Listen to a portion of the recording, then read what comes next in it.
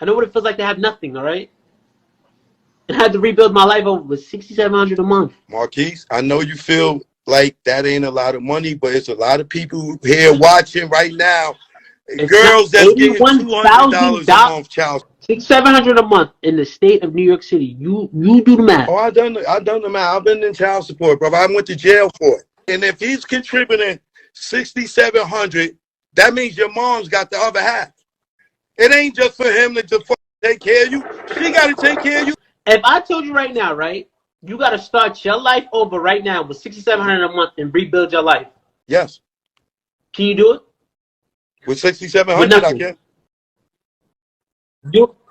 You have nothing. $6,700, yes, I can. I'm from the. I'm from Edenwald Project. $6,700, I'm good. What? ACT, you see this? Look, if it ain't official Dana J, Levi for Kelly, Primadonnanews, I don't even want to see it. Just take the talk. A few months back, I saw a conversation between Choke No Joke and 50 Cent's son, and it gave me insight to what I've been trying to explain to a lot of people when it comes to individuals who know these celebrities, who give individuals platforms to tell their stories, and they omit certain things and certain facts that they don't want to tell the public that would leave them at odds with the person they decide to slander for whatever reason. Now, this is why it's crucial to evaluate all information before jumping on media-based and social media-driven hate trains, because obviously a lot of these individuals are delusional.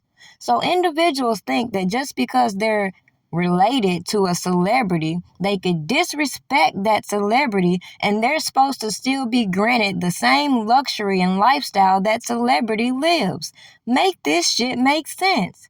It's kind of like when you see people in the hood that are trying to start their entrepreneurship and nobody wants to support them until they actually succeed. But yet it's so much entitlement with people that may know that person that didn't help them do shit. So when I watch people encourage this young man to go at his father and downsize the child support that this man put himself on, something a lot of low-budget ass, deadbeat ass dads would not do. However, people want to encourage him to keep this toxic cycle against his father instead of realizing the pattern behavior that would clearly explain why these two are at odds with one another. So let me give you 50 Cent's version of why he feels his son is so entitled. You and Eminem talk about your kids.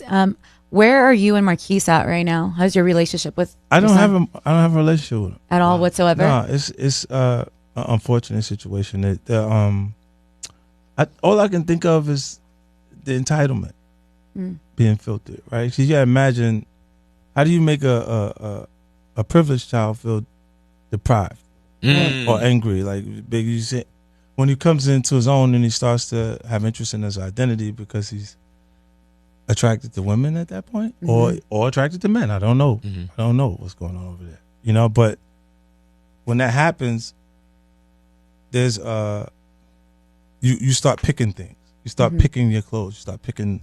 I need these. Like specifically, these Jordans are not the ones that's on the shelf, but the retro ones, right?